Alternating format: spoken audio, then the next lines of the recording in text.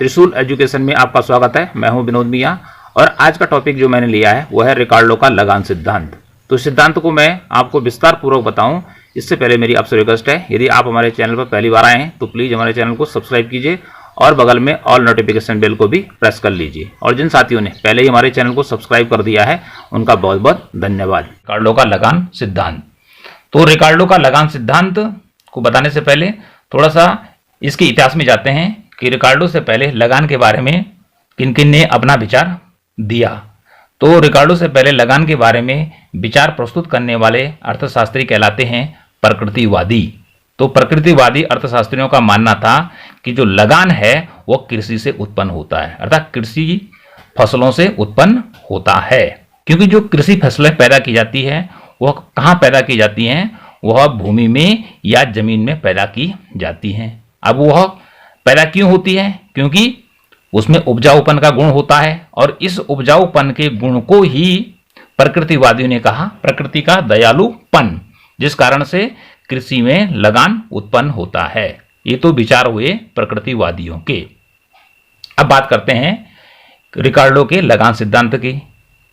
क्योंकि रिकार्डो ही वह पहला व्यक्ति था, वो पहला अर्थशास्त्री था जिसने कि विधिवत रूप से लगान सिद्धांत का प्रतिपादन किया। उन्होंने एक बुक लिखी, पुस्तक लिखी जिसका नाम है principles of political economy and taxation.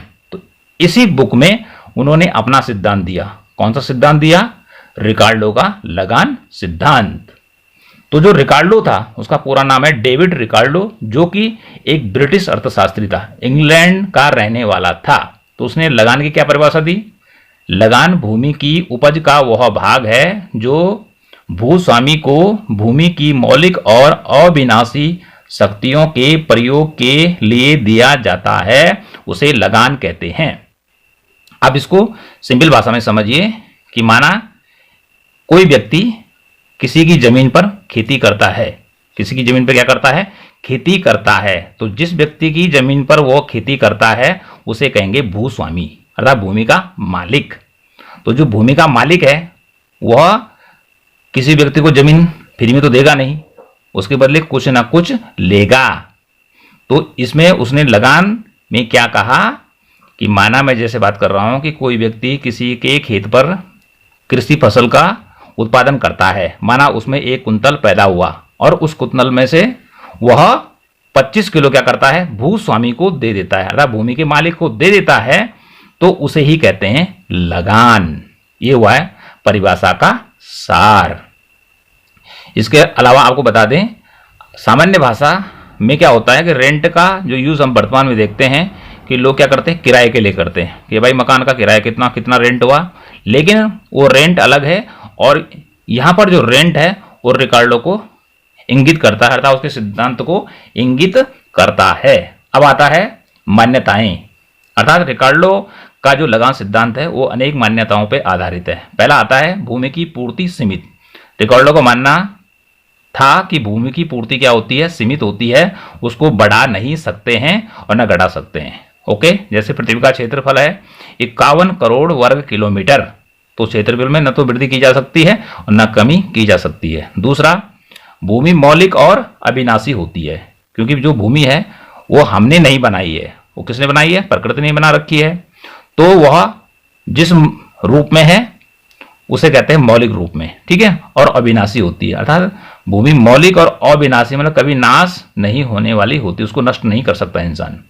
तीसरा है पूर्ण प्रतियोगिता का होना, अर्थात रिकार्डो का लगान सिद्धांत पूर्ण प्रतियोगिता की मान्यता पर आधारित है। चौथा आता है जनसंख्या बढ़ती है। रिकार्डो का मानना है कि जनसंख्या में लगातार क्या होती है? वृद्धि होती है, लोगों की संख्या क्या होती है? बढ़ती है। माना पहले जनसंख्या 100, उसके बाद क्या होगी 200, 300, 400, ठीक है, इस प्रकार से बढ़ती चली जाएगी। अगला आता है 5वें नंबर पर उत्पत्ति ह्रास नियम। रिकार्डो ने कहा कि कृषि में उत्पत्ति ह्रास नियम लागू होता है। उत्पत्ति ह्रास नियम क्या बतलाता है? उत्पत्ति ह्रास नियम यह बतलाता है कि जैसे जैसे किसी खेत में उत्पत्ति के साधनों की मात्राओं को बढ़ाते हैं तो एक बिंदु ऐसा आता है कि उत्पादन घटते क्रम में प्राप्त होता है। पहले उत्पादन ज्यादा होगा, ठीक है, उसके बाद घटेगा घटेगा घटेगा घटेगा घटेगा, ठीक है, और एक बार शून्य हो जाएगा और उसके बाद माइनस में भी जा सकता है। तो उत्पत्ति ह्रास नियम कहाँ लागू होता है? कृषि में लागू होता है, ऐसा मानना है डेविड रिकार्डो का। तो उत्पत्ति ह्रास नियम के ऊपर पहले से ही एक वीडियो हमारे चैनल पर उपलब्ध है विस्तार पूर्वक, आप उसको प्लेलिस्ट में जाके देख सकते हैं। छठवां है लगान केवल भूमि से ही प्राप्त होता है। रिकार्डो ने कहा कि लगान या रेंट जो है वो केवल भूमि से ही प्राप्त होता है, अन्य चीजों से लगान की प्राप्ति नहीं होती है। सातवां है भूमि पर कृषि उपजाऊ के क्रम में की जाती है। डेविड रिकार्डो का मानना था कि भूमि पर जब भी लोग क्या करते हैं, खेती करते हैं, तो वह एक क्रम में करते हैं, उसे ऐतिहासिक क्रम कहते हैं। जैसे सबसे पहले व्यक्ति जो खेती करता है रिकार्डो के अनुसार वो सबसे अच्छी भूमि पर करता है, अर्थात सबसे ज्यादा जो उपजाऊ होती है उसी पर क्या करता है, फसलों को बोता है। और जब क्या होता है कि भूमि पर जनसंख्या का भार अत्यधिक बढ़ जाता है और उससे खाद्यान्नों की आपूर्ति कम हो जाती है, तब व्यक्ति क्या करता है, उससे कम उपजाऊपन वाली खेती पर कृषि करता है या भूमि पर कृषि करता है। उसके बाद और कम पर, फिर कम पर, इस प्रकार से क्रम चलता रहता है। जैसे ए पर पहले करेगा, ठीक है, जो सबसे ज्यादा उपजाऊ है, फिर बी पे करेगा, कम उपजाऊ है, फिर सी पे करेगा जो और कम उपजाऊ है, डी पे, इस प्रकार से क्रम आगे बढ़ता चला जाएगा। तो इस प्रकार से भूमि पर कृषि उपजाऊ के क्रम में की जाती है। अगला आता है भूमि पर केवल अन्न पैदा किया जाता है। रिकार्डो ने क्या कहा कि भूमि पर केवल अन्न ही पैदा किया जाता है, अन्य चीजें नहीं पैदा की जाती हैं। अर्थात जमीन का जो यूज होता है वो केवल अन्न पैदा करने में किया जाता है। चाहे आप कॉर्न का उत्पादन करें, चाहे चावल का करें, चाहे गेहूं का करें, चाहे ज्वार का करें, चाहे बाजरा का करें, चाहे मक्का का करें, तो कुल मिलाकर भूमि पर अन्न ही पैदा किया जाता है। लेकिन आप जानते हैं कि जो भूमि है उसका प्रयोग अनेक रूप में होता है। हमारे जितने मकान हैं वो किस में बने हैं, जमीन में बने हैं। स्कूल किस में बना है, जमीन अर्थात भूमि में बना हुआ है। हॉस्पिटल किस में बना हुआ है, भूमि में बना हुआ है। तो इस प्रकार से ये तो रिकार्डो का मानना था कि भूमि पर केवल अन्न पैदा किया जाता है, तभी जाके उसके सिद्धांत की जो ये मान्यताएं हैं इसी आधार पे इस लगान सिद्धांत की व्याख्या की जा सकती है। तो इसको हमें मानकर चलना है। अगला आता है भूमि की उर्वरता में अंतर। रिकार्डो का मानना है कि जो भूमि की उर्वरता या उपजाऊपन होता है उसमें अंतर होता है। अर्थात जमीन क्या होती है, उपजाऊपन की दृष्टि से अलग अलग होती है। उदाहरण के तौर पे जैसे कोई भूमि का एक टुकड़ा है, आप उसको नाम दे देते हैं जैसे ए टुकड़ा है, ठीक है, तो वो ज़्यादा उपजाऊ होगा। उसकी तुलना में बी क्या होगा, दूसरा टुकड़ा होगा या दूसरा जो प्लॉट होगा वो कम उपजाऊ होगा। फिर अगला क्या होगा, और कम उपजाऊ होगा। तो इस प्रकार से उसने कहा कि भूमि की जो उर्वरता होती है वो सभी जमीनों की या सारी जमीन की उपजाऊपनता एक जैसे नहीं होती है, ठीक है। भूमि की उर्वरता में क्या होता है, अंतर होता है, उसकी जो फर्टिलिटी होती है उसमें डिफरेंस होता है। अन्यताओं के बाद आता है रिकार्डो के लगान सिद्धांत की व्याख्या। तो जो रिकार्डो का लगान सिद्धांत है उस सिद्धांत की व्याख्या 3 प्रकार से रिकार्डो ने बताई है। पहला प्रकार है विस्तृत खेती के अंतर्गत लगान, दूसरा प्रकार है गहन खेती के अंतर्गत लगान, और तीसरा प्रकार है स्थिति के अनुसार लगान। तो इस वीडियो में आपको केवल विस्तृत खेती के अंतर्गत लगान किसे कहते हैं उसके बारे में बताऊंगा, और दूसरा जो प्रकार है गहन खेती के अंतर्गत लगान उसका अगला वीडियो आएगा, और तीसरा जो अंतिम वीडियो होगा वो होगा स्थिति के अनुसार लगान और इस सिद्धांत की आलोचनाएं। तो यहां पे लिखा हुआ है पहला प्रकार विस्तृत खेती के अंतर्गत लगान। तो सबसे पहले समझ लेते हैं कि विस्तृत खेती या कृषि किसे कहते हैं। जब खेतों का आकार विशाल होता है या बहुत बड़ा होता है तो उसको विस्तृत खेती या विस्तृत कृषि कहते हैं। अब इसकी जो व्याख्या है वो आगे किस प्रकार से रिकार्डो के द्वारा की गई। रिकार्डो ने कहा कि जब मानव या मनुष्य क्या होता है किसी निर्जन द्वीप पर सबसे पहले बसता है या किसी भी ऐसी जमीन पर बसता है कि जहां पर मानव नहीं रहता है, तो वह सबसे पहले कहां पर बसता है, वो सबसे पहले उपजाऊ भूमि पर बसता है और वहां पर क्या करता है, कृषि करता है। कहने करता है कि व्यक्ति सबसे पहले सबसे उत्तम किस्म की जमीन या सबसे अधिक उपजाऊ किस्म की जमीन पर कृषि करता है और तब तक करता रहता है जब तक कि वह जनसंख्या का भरण पोषण कर सकता है। अर्थात जितने लोग उस भूखंड में रह रहे हैं उनका भरण पोषण करता रहे, उनको अन्न देता रहे। लेकिन आगे उसने कहा यदि जनसंख्या बढ़ती है तो पहला वाला जो भूखंड है वह सभी को अन्न की पूर्ति नहीं कर पाएगा, इसलिए अगली भूमि की जरूरत पड़ेगी। ठीक है, वो थोड़ा कम उपजाऊ होगी, फिर उस पर खेती करेगा इंसान। फिर यदि जनसंख्या और बढ़ती है और खाद्यान्नों की मांग और बढ़ती है तो व्यक्ति क्या करेगा, फिर अगले भूखंड की ओर बढ़ेगा। तो इस प्रकार से व्यक्ति अधिक उपजाऊ भूमि पर सबसे पहले कृषि करेगा, उसके बाद कम उपजाऊ भूमि पर कृषि करेगा, उसके बाद कम उपजाऊ भूमि पर कृषि करेगा और अंत में और सबसे कम उपजाऊ भूमि पर क्या करेगा, कृषि करेगा। तो तालिका में इसी बात को जो मैं कह रहा हूं इसको यहां पे समझ लेते हैं आसान भाषा में। ये भूमि अर्थात यहां पे टाइटल लिखेंगे आप भूमि की श्रेणियां, मैंने केवल भूमि लिखी, यहां पे लिखेंगे आप अन्न का उत्पादन, मैंने केवल अन्न लिखा है। यहां पे लिखेंगे आप कुल लागत, यहां पे लिखेंगे कीमत रुपये में, यहां पे लिखेंगे भौतिक लगान लिखा ही हुआ है और यहां पे लिखेंगे रुपये में लगान। ठीक है, तो अन्न किस यूनिट में मापा जा रहा है, आप लिखेंगे क्विंटल। ठीक है, और भौतिक लगान भी क्विंटल में आएगा और जो रुपये में मुझे लगान ज्ञात करना चाहिए क्योंकि अब वैल्यू कितनी आती है तो वह रुपये में आ गई। तो यहां पे देखिए भूमि क्या है, भूमि की श्रेणियां हैं A B C D E, इस प्रकार से 5 प्रकार की भूमि है। ठीक है, तो जो ए श्रेणी की भूमि है किसके अनुसार, रिकार्डो के अनुसार वो सबसे उपजाऊ किस्म की भूमि होती है। उस पर सबसे पहले क्या करता है इंसान, खेती करता है। और अधिक जनसंख्या बढ़ती है और अन्न सभी को नहीं मिल पाता है तो अधिक अन्न की मांग को पूरा करने के लिए व्यक्ति बी किस्म की भूमि पर कृषि करना प्रारंभ कर देता है।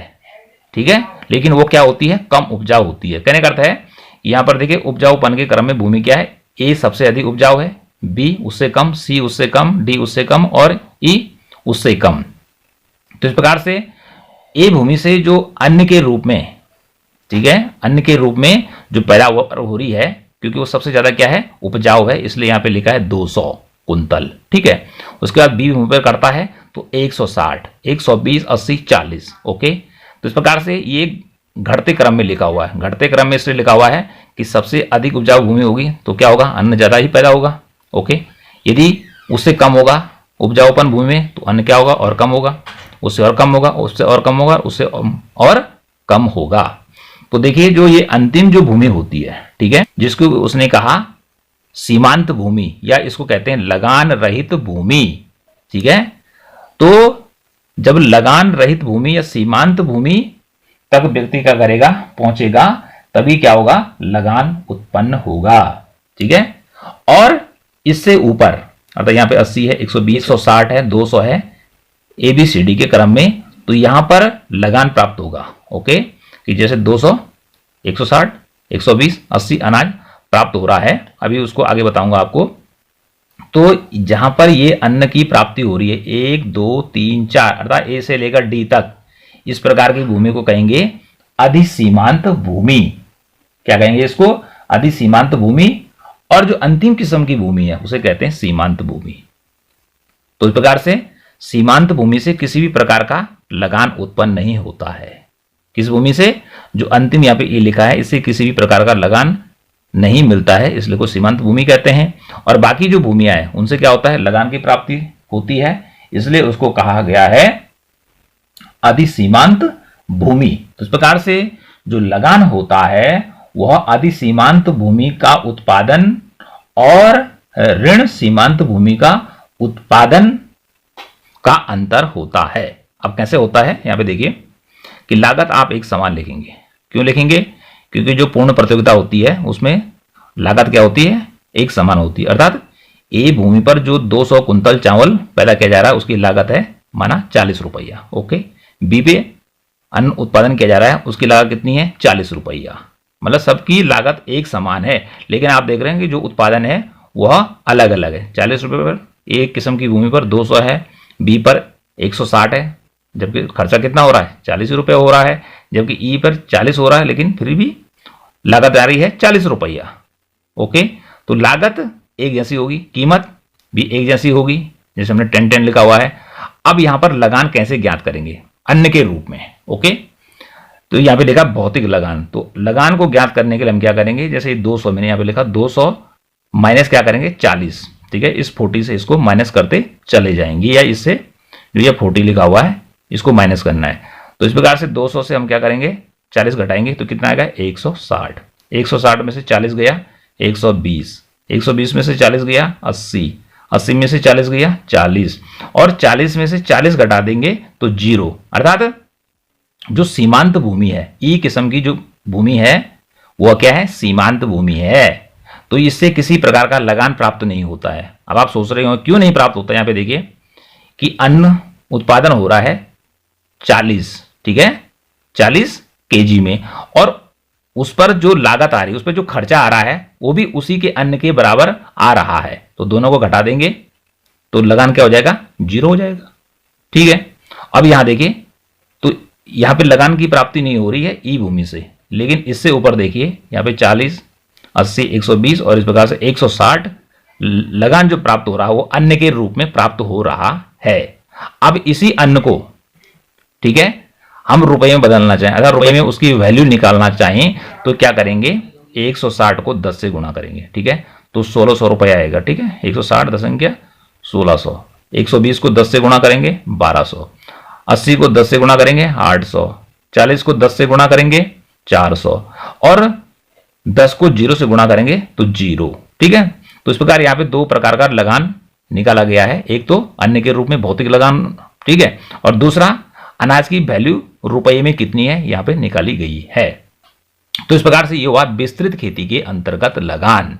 तो विस्तृत खेती के अंतर्गत लगान को पुनः समझा देता हूं कि व्यक्ति जब कृषि करता है किसी भी निर्जन द्वीप पर या किसी भी निर्जन भूखंड पर, तो सबसे पहले करता है उत्तम श्रेणी की भूमि, सबसे ज्यादा उपजाऊ होती है, ठीक है, ए। उसके बाद करता है बी कम उपजाऊ, सी कम उपजाऊ, डी कम उपजाऊ, ई कम उपजाऊ। उसी क्रम में अन्न भी मेरा लगा रखा है, ओके। यहां पे लिखेंगे लागत एक सेम होगी, ओके, कीमत भी क्या होगी सेम होगी। अब भौतिक लगान निकालने के लिए यहां से आप इसको क्या करेंगे, कितने यहां पे आपका है 200 को 40 से माइनस कर लेंगे, ओके, 160 आ जाएगा, ओके। 160 से 40 माइनस कर लेंगे, इतना आ जाएगा। इस प्रकार से चलता रहेगा और इसको यहां पे मल्टीप्लाई करेंगे तो यहां आ जाएगा। तो इस प्रकार से यह हुई एक तालिका। यह तालिका जो है एकदम से कैसी है, काल्पनिक तालिका है, जिसमें कि मैंने आपको क्या बताया कि विस्तृत खेती के अंतर्गत जो लगान होता है उसको तालिका के द्वारा कैसे दर्शा सकते हैं। अब इस तालिका की सहायता से क्या करेंगे कि एक रेखा चित्र भी तैयार करेंगे, बनाया जाएगा। इस प्रकार से बनाएगा, इस प्रकार से देखिए यहां पे, और इस प्रकार से आपने क्या करने हैं, दो अक्ष बनाने हैं। यहां पे y लिखेंगे, यहां पे o और यहां पे x। इस प्रकार से ये दो क्या हो गए, अक्ष हो गए, y अक्ष और x अक्ष, ओके। अब ये जो x अक्ष है इस पे क्या दर्शाएंगे, इस पे दर्शाएंगे हम भूमि की श्रेणियां। तो भूमि की श्रेणियां देखें a से लेकर e तक है, अर्थात 5 श्रेणियां हैं। तो इस रेखा को हम 5 बराबर भागों में बांटेंगे, 1 2 3 4 एंड 5, ओके। आप इसको स्केल की सहायता से 1-1 सेंटीमीटर की दूरी पे दर्शा सकते हैं। यहाँ पे लिखेंगे 1, ठीक है, B C D और E। इस प्रकार से ये हो गया। इसका टाइटल क्या हो जाएगा, इस पे लिखेंगे भूमि की श्रेणियां। क्या लिखेंगे, भूमि। इस प्रकार से इस पे आ जाएगा भूमि की श्रेणियां। अब इस पे क्या आएगा, इस पे आएगा ये वाला प्रोडक्शन, ठीक है, अन्न का उत्पादन, ठीक है। तो यहां पे लिख देंगे आप, अन्न को अनाज भी कहते हैं, ठीक है, अन्न का उत्पादन। अब अन्न का उत्पादन कितने से शुरू है, 40 से लेकर और 200 तक है। तो हमने 40 भी दर्शाना है, उसमें 80 भी दर्शाना है, 120 भी दर्शाना है, 160, 200। तो इस प्रकार से ये जो खड़ी वाली रेखा है इसको हम क्या कर देंगे, 40 के हिसाब से हम इसको 5 टुकड़ों में बांट देंगे, ठीक है, 1 2 3 4 और ये हो गया 5, ओके। तो एक जो टुकड़ा था 1 सेंटीमीटर जो दर्शाएगा वो 40 को दर्शाएगा। फिर उसके बाद 40 दूना 80, उसके बाद 120, फिर 160 और उसके बाद अंतिम में आ जाएगा 200, ओके। तो 4 कम 4, 4 4 12, 416, 4 20। इस प्रकार से ये इस पे दर्शाया जाए, अर्थात y अक्ष पर हम अन्न के उत्पादन को और जो भूमि की श्रेणियां हैं उसको हम x अक्ष पर क्या करेंगे, दर्शाएंगे। अब किस प्रकार से इसका रेखा चित्र तैयार किया जाएगा, तो इसके लिए अब क्या करना है, सीधे सीधे हम इसके रेखा चित्र को बना सकते हैं। कैसे करना है, जैसे ए के सामने है 200, ठीक है, तो ये है और यहाँ 200 है, ठीक है। आप क्या करेंगे, इसको यहाँ लाइए, ओके। उसके बाद है 160, कितने पे, बी पे, ओके, इसको यहाँ लाइए, ओके। सी के सामने 120, तो आप इसको 120 को यहाँ लाइए। डी पे है 80, तो 80 को आप यहाँ लाइए।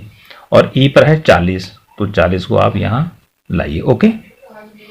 तो इस प्रकार से ए से लेकर ई तक की भूमि इस पर आ गई, ओके।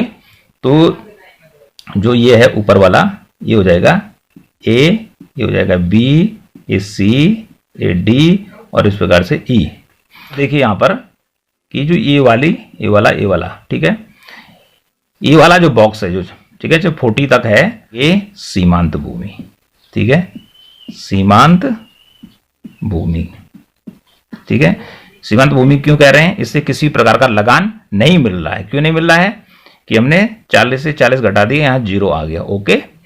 अब इससे ऊपर ए बी सी डी, इनसे हमें क्या प्राप्त हो रहा है, यहां से लेकर ये ए, इससे हमें लगान की प्राप्ति हो रही है। तो इस प्रकार से इनको हम क्या कर देंगे, थोड़ा सा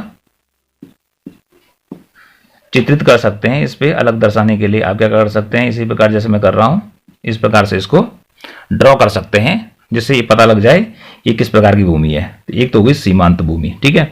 और ए बी सी डी, ये जो सारी भूमि है डी तक, इसे कहेंगे अधिसीमांत भूमि। क्या बोलेंगे, अधिसीमांत भूमि, ठीक है।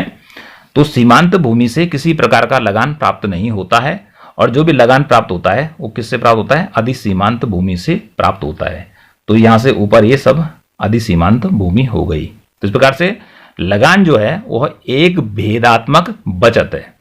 तो लगान निकालने के लिए क्या करते हैं कि अधिसीमांत भूमि की उपज में से सीमांत भूमि की उपज को घटा देते हैं, तो निकल कर आ जाता है क्या, लगान। तो जैसे यहां पर है, हमने यहां से भी घटाया, इसको यदि हम 40 से 200 घटाएंगे तो 160 आएगा। यदि इसी प्रकार से घटाते चले जाएंगे तो ये संख्याएं क्या हो जाएंगी, निकलती चली जाएंगी।